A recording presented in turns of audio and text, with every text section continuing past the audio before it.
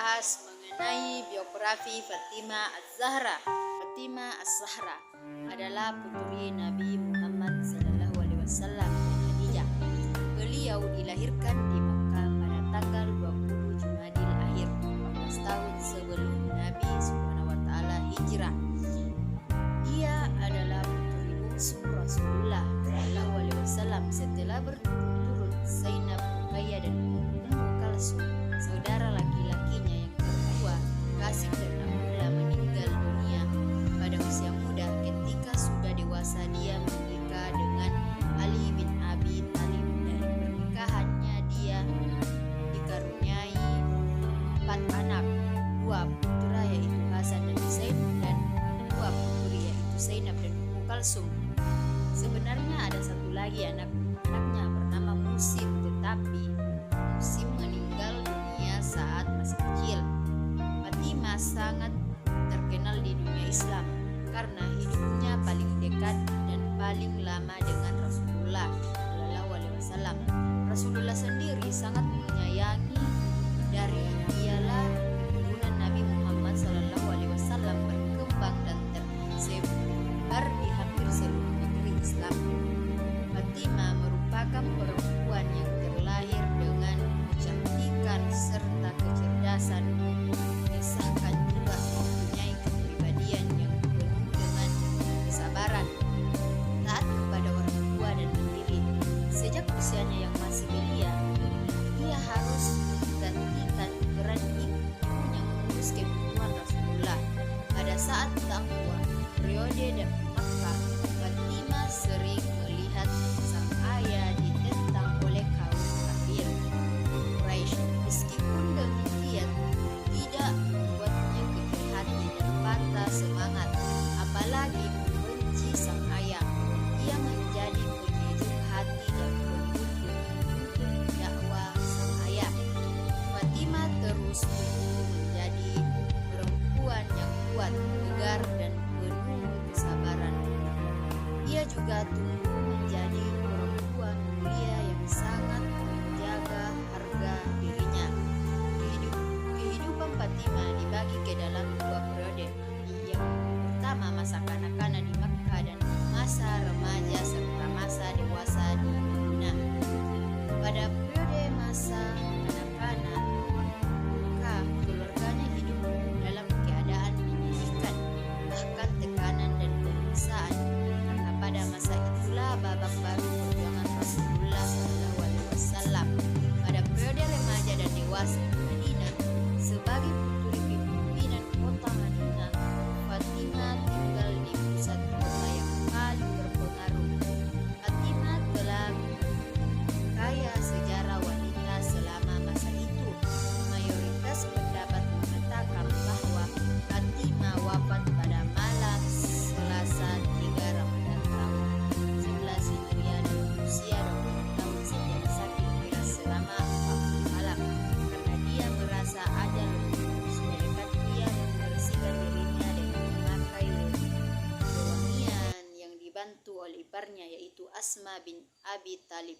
Ia berpesan kepada suaminya bahwa hanya dia yang boleh menyentuh tubuhnya, sehingga pada saat Fatimah wafat, Ali bin Abi Thalib lah yang memandikan dan mengkafani Fatimah ketika meninggal dunia, dan Ali pun yang menguburkannya pada tengah malam dan dimakamkan di pemakaman Al-Baqi. Bismillahirrahmanirrahim. Assalamualaikum warahmatullahi wabarakatuh. Perkenalkan, nama saya Jumri Tajuddin dari kelas PAI 32, NIM 212020 3886208051. Nah, pada kesempatan kali ini saya akan membahas materi mengenai biografi dari Uwais Al-Qarni. Uwais Al-Qarni merupakan seorang penduduk Yaman di daerah Qarn yang di kabilah Murad. Nah, ayahnya sudah meninggal dunia dan ia hanya tinggal bersama ibunya. Uwais Al-Qarni sangat berbakti kepada ibunya karena hanya ibunya lah satu-satunya orang tuanya. Uwais Al-Qarni pernah terkena penyakit kusta dan ia hanya memohon kesembuhan kepada Allah Subhanahu wa taala dan Allah pun memberikan kesembuhan kepadanya. Tetapi masih ada bekas sebesar dirham di kedua lengannya. Menurut keterangan Nabi Muhammad pernah mengatakan bahwa Uwais Al-Qarni ini adalah seorang pemimpin para tabi'in. Pada suatu ketika Rasulullah Shallallahu Alaihi Wasallam pernah berkata kepada Umar bin Khattab bahwa jika kamu bisa meminta kepadanya untuk memohon ampun kepada Allah Subhanahu Wa Taala untukku, maka lakukanlah. Setelah Umar radhiyallahu anhu menjadi Amirul Mukminin dan pada saat musim haji, beliau bertanya kepada para jemaah yang berasal dari Yaman di Baitullah tentang bahwa apakah di daerah kalian ada yang bernama Uwais Al-Qarni. Nah, lantas para jemaah itu pun berkata bahwa ada. Nah, Umar bertanya lagi kepada para jemaah bahwa bagaimana keadaannya saat kalian meninggalkannya. Para jemaah pun menjawab tanpa tahu derajat Uwais bahwa kami meninggalkannya dengan miskin harta benda dan pakaiannya usang. Umar radhiyallahu anhu mengatakan kepada para jemaah itu bahwa celakalah kalian, sungguh Rasulullah Shallallahu Alaihi Wasallam pernah bercerita kepada aku tentangnya. Setiap tahun Umar bin Khattab selalu menanti kedatangan dari Uwais Al-Qarni dan suatu kebetulan Uwais Al-Qarni datang bersama para jemaah haji yang berasal dari Yaman dan kemudian Umar mengetahui hal tersebut dan Umar mendatanginya dan memastikannya bahwa itu adalah Uwais Al-Qarni. Setelah mereka bertemu, mereka berdua melakukan diskusi. Akhir dari diskusi itu, Umar langsung memeluk Uwais Al-Qarni dan berkata bahwa engkaulah orang yang pernah diceritakan oleh Rasulullah Shallallahu Alaihi Wasallam. Memohon ampun kepada Allah Subhanahu Wa Taala untukku. Uwais langsung bertanya bahwa masa saya harus memohon ampun kepadamu, wahai Amirul Mukminin? Umar pun berkata bahwa ya benar. Umar terus mendesak Uwais Al-Qarni sehingga Uwais melakukannya. Umar pun bertanya kepada Uwais bahwa kemana arah tujuanmu setelah musim haji, dan Uwais pun berkata, saya akan pergi ke kabilah Murad dari Yaman ke Irak. Umar pun ingin mengirimkan surat kepada wali kota Irak mengenai Uwais Al-Qarni. Dan Uwais pun berkata, saya bersumpah wahai Amirul Mukminin bahwa agar engkau tidak melakukannya, biarkan saya berjalan di tengah lalu lalang yang banyak orang tanpa diperhatikan oleh orang lain. Baik, mungkin itu saja materi yang sempat saya sampaikan. Sekian dan terima kasih. Wassalamualaikum warahmatullahi wabarakatuh. Perkenalkan, nama saya Muhammad Malik Fajar Usman dengan NIM 2120203886208041.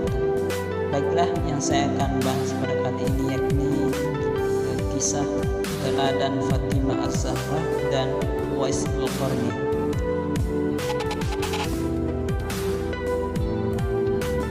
Baiklah, keteladanan dari Fatimah Az-Zahra.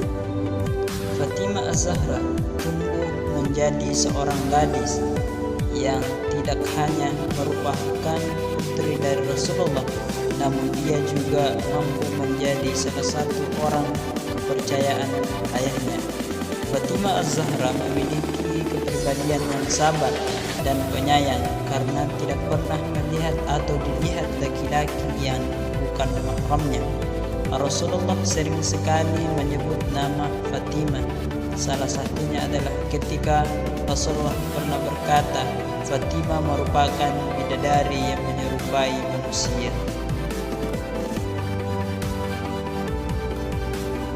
Fatimah Az-Zahra juga adalah seorang wanita yang agung, seorang ahli hukum Islam. Dari Fatimah inilah banyak diriwayatkan hadis Nabi SAW. Dialah tokoh perempuan dalam bidang kemasyarakatan. Orangnya sangat sabar dan bersahaja, akhlaknya sangat mulia. Fatimah Az-Zahra tumbuh menjadi seorang gadis yang bukan hanya merupakan putri dari Rasulullah, tapi mampu menjadi salah satu orang kepercayaan ayahnya pada masa beliau. Fatimah Az-Zahra memiliki kepribadian yang sabar, penyayang, karena tidak pernah melihat atau dilihat laki-laki yang bukan mahramnya. Selanjutnya yakni keteladanan dari Uwais Al-Qarni. Uwais Al-Qarni merupakan sosok yang berkepribadian yang sangat sederhana. Hidupnya tidak bergemilang harta.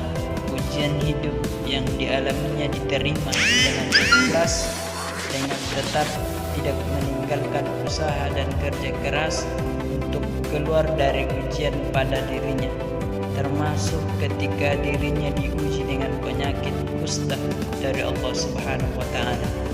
Nah, Uwais Al-Qarni juga merupakan sosok yang sangat hormat dan taat pada ibunya.